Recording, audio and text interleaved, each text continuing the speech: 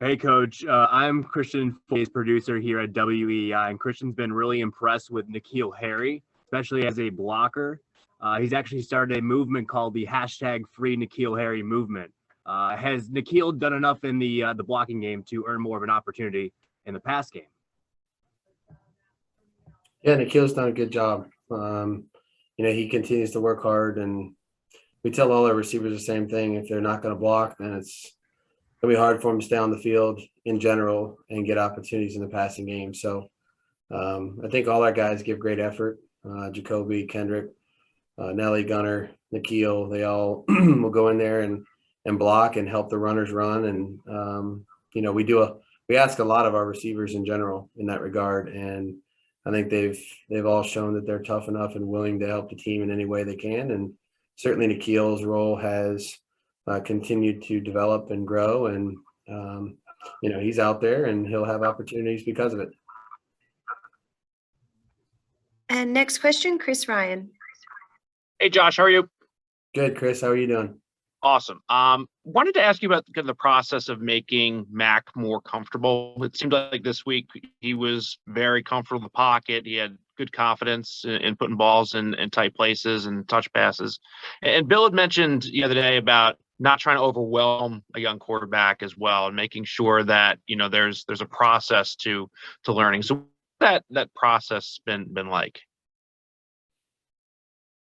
It's kind of like dripping water on a rock and waiting for something to grow. You just keep doing it. And I think it requires patience on our end. It requires great effort on his end, which is never an issue. And he does a great job of working his butt off every week to try to give us, what we're asking for. And there's so many areas of quarterback play that require work, require your attention, require your focus and concentration, and require correction, and then more work to try to fix it and make it better. Fundamentals, there's the whole defensive part of it. There's our scheme, what we ask of the quarterback pre-snap, post-snap reads. Then there's the accuracy part of it. Then we add in the weather recently. It's a never-ending process. So we take every day as an opportunity to work on things and try to make them better. And I think we've always had a long-term view on this, which is why you don't go up and down, and ride a roller coaster here with this kind of a situation. It's the same thing with every rookie. This so happens to be a quarterback, which we've dealt with before. But you have to, that they have talent, that they have skills to play the position. And you just got to be careful about judging what you see too early, because what you see early is not what you're going to see later on as the player learns more and gets more comfortable and understands more of what's being asked of him on a weekly basis. So just staying patient with him. He's doing a great job of working his butt off to try to improve in every area that he can. And we're making progress little by little as we work through the season. Yeah, I want to ask you about the roller coaster side of things, and because obviously it's coming off a really good week, and there's other weeks where we talked about where it's okay, how can he be a little more consistent? So how do you try to keep it level for him, where he's not feeling too good coming off of the previous week, and because this week could obviously be different? Yeah, I don't really think you would sense much of a difference in our building, whether we won or lost. We're just trying to stay consistent from day to day with him and with our entire group, our whole team. We understand that this is a long season and you're going to need to make progress and improve and play your best towards the end of the season. So you can't get so frustrated with the results early in the year, whether that be a practice, a play, a game, a quarter, whatever it is.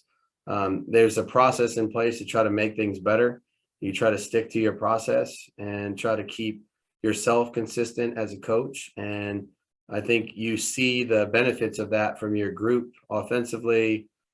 We've learned more, we know more, we can process more, and we're doing some things better that we weren't doing as well early in the year. So we try to not ride the roller coaster. I know there's some of that stuff, kind of outwardly available if you hear it or what have you, read it. But, for us, it's, we coach the mistakes from the Browns game the same way we coached, the mistakes from a loss this year. So there's no real difference there. Thanks, Josh. Yep. Next question, Evan Lazar. Hey, Coach, how you doing? Good, Evan. How are you? I'm good. I got two quick questions for you, hopefully. Number one, can you just go into what went into the decision to kind of have Mike Onwenu sort of be the odd man out there last week on the offensive line and to keep Ted in the starting lineup at guard? We knew Trent was coming back and we were going to manage that situation, which we did. And Michael played right tackle. And so, we knew we weren't going to play Trent wire to wire, which we didn't. And Mike was going to be obviously in there at right tackle, and he was ready to go inside as well. But he was going to play. We knew all 6 of them were going to play. He also played some snaps at tight end for us. And again, we'll make those decisions week to week as we go through the rest of the year about what's best based on the health and availability of the guys we have. But feel confident in all those guys. Mike's a great guy, unselfish, understood his role last week, and and he'll obviously be a factor for us as we move forward. Got it. And the second one was just about Mac. And you mentioned last week that you saw real growth in how he's seen indicators from the defense pre-snap and stuff like that. It seemed like he had a good feel of that on Sunday against Cleveland. So just how have you seen him kind of take that information and use it once the ball is live? Every play, the quarterback has to process information in our system every play. So, he calls the play in the huddle, and then there's so much work to be done prior to the ball being snapped. He's in tune with what the defensive front is. He's in tune with where the linebackers are located. What's the secondary shell look like? Is there rotation? Is there not? Where are our threats in the blitz game? Where could those come from? He's the one that's handling the protections. He's the one that handles the run game, distributing the blockers up front. And then obviously once the ball is snapped, there's an entirely new process that begins all over again, reading the secondary, confirming what you thought you might get pre-snap, and then trying to get your eyes in the right place and go to the right place with the ball. So, we ask a lot, we teach a lot, and I would say he's processed a lot, and he's doing well and continues to work hard to get better each week. But there's so much that goes into every single play. It doesn't matter how basic it seems on the surface. There's a lot that goes into it, and Mac's responsibility is rather large. Thanks, Josh. Yep. Next question, Andrew Callahan. Hey, Josh, following up on that laundry list of things Mac has pre-snap, has he earned total freedom at the line of scrimmage? Yeah, I mean, we've never really held our guys back from, if they saw something that was, an issue that we needed to try to get out of or what have you. I would say hopefully if we do our job right, we don't have to audible, too much. We've never really done that a whole lot. But, if he saw something that we needed to change or do something to produce a positive play and get out of a bad one, he could do whatever he feels like he needs to do within the game plan that we've put forward. And he did that the other day, and he's done that off and on during the course of the year. And then I know Dean is playing one of the higher rates of cover 2 in the league this year. I don't know if that's something he's always done, but does that force an element of patience on you guys tomorrow night, where sometimes things down the field might not be there and you just have to keep plugging along like you did Sunday? Yeah, Dean, Coach Pease is obviously he's a really good football coach, and he's a great person too. And playing against him is always different. The thing that I think I'm always been most impressed with Coach Pease is his ability to adapt his scheme, which is, I would say, multiple to the strengths and weaknesses of his players. And so some games we've played them, they've been in almost entirely man-to-man coverage. Other games they've used 50, 60, 70% blitz zones. Some games have been more split safety coverage and less of that other stuff. So he has a great feel for what his defense can do well. He has a great feel for how to use his best players and most disruptive players. And he has a great feel for how to try to slow you down and take away some of your strengths. So there's no question that this game tomorrow night will require discipline, patience, and execution, because we're not going to see the same thing over and over either. So he may play something that looks similar, but it is not the same thing, or he may make something that looks like post safety, end up like split safety once the ball snaps. So there's a lot of variety. There's a lot of disguise. There's an element of discipline that's going to be required post snap that we know we're going to be challenged with. And our skill group, our receivers, our tight ends, our quarterbacks, our backs are going to need to really be tied together tomorrow in order for us to produce consistently positive plays. Thanks, Josh. Yep. And we'll do final question from Mike Race. Hey, Josh, how you doing? Good, Michael. How are you? Good. Let's build off that. I mean, you talked a lot about the way they play under Dean, but how about their personnel? Who are some of their best and most disruptive players? Yeah, they, and the one thing before I talk about the personnel, they're not in the same spots all the time either. So, they kind of have some positionless people, which is interesting for us to identify. Certainly up front, Jarrett is a guy that we know well. Has had some pretty interesting games against us, and certainly is deserving of all the attention that he gets, and that we're going to need to give him as well. Very disruptive player, penetrates, spin moves, great effort in the pass rush, tackles for loss in the running game. That's an issue.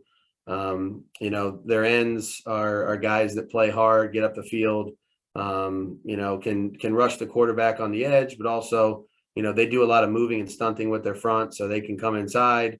They try to create some negative plays with movement up front in the running game, which this is going to be a challenge for us, especially in a short week when you don't have a chance to practice those things. So we've seen it. It might take us a little bit to get comfortable with it and seeing it in the game on Thursday night. Deion Jones is one of the best linebackers we'll play. No question about it. He gets to, if you don't block him, he's going to get to the ball. And usually when he gets to the ball, he makes the tackle. So, a lot of times we talk about linebackers that, we got to do something with the down guys. And when they get there, This guy's a different story. If you don't block him, he'll be in the backfield. He'll chase it from sideline to sideline. He plays with a great motor. He's a good blitzer. They don't blitz a lot, but when he blitzes, he's really disruptive, which is a credit to Dean in terms of the timing that he uses them. And Jones relative to being, really slippery as a guy that our backs are going to have to account for. And then we know Duran's a very heady guy, does a good job in the deep part of the field. They rarely get the ball thrown over their head, which is, I would say, a typical Dean Pease defense. They make you drive it. They don't give up, 50-yard chunks in the passing game a lot. And Duran, you can tell he kind of quarterbacks the deep part of the field and makes sure that that's taken care of. And he does a great job, just like he did when he was here. This will be our first time playing against Terrell on the right. Young player, really sticky in coverage, fast, good speed, disruptive when the ball's thrown to him. So they got some players at each level of the defense that are really disruptive guys, and you got to know where they're at. You got to get a body on them. You got to be patient and disciplined relative to taking what they give you in the passing game. And you got to be careful about avoiding negative situations in the running game, because they can either run through at linebacker. These are probably two of the fastest linebackers we're going to play. I mean, both of them are sub 4.6. So they got great speed in the linebacking core, and they got some disruptive guys up front. So big challenge. We just talked about some of the games previous that we've played against Dean, on some of the challenges that he's presented to us in those games. We've seen all the Atlanta stuff. And it's, like it always is, it's like a tornado on a short week. So excited to finish our preparation tonight and tomorrow, and then get into the stadium and grind it out. Thanks. Safe travels now. We'll see you down there. You got it. All right, guys. Thank you very much. Thank you, everyone.